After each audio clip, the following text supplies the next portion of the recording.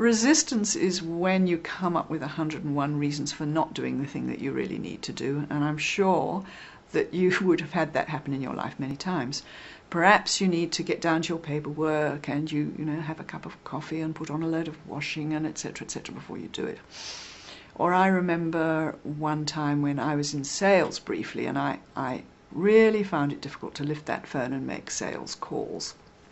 And I'd been putting this off and putting it off all day. I kept thinking, won't be there in the morning, be better, whoops, now the children are coming home from school, better not do it now. They'll be cooking for dinner, I don't think this would be a good time. And then eventually it was, if I don't get this call done, they'll be in bed, so I better do it now. So I eventually rang, and lo and behold, that person had been planning to call me about the very same item. So there we are, just goes to show, the resistance is in your head.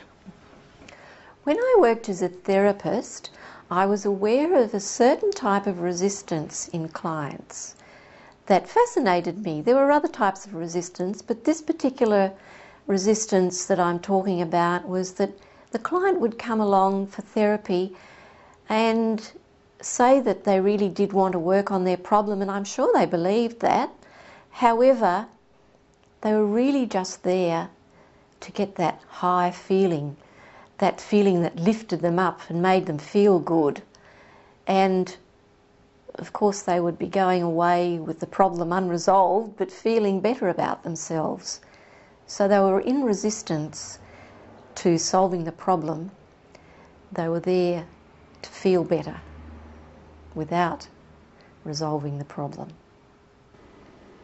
Resistance. Do you know, I was asked to do these examples and I said yes. Then, when it came time to put pen to paper, I just couldn't think of what I wanted to say, and I even got shirty about it. Resistance. Anyway, we did it at another time, when there was less resistance.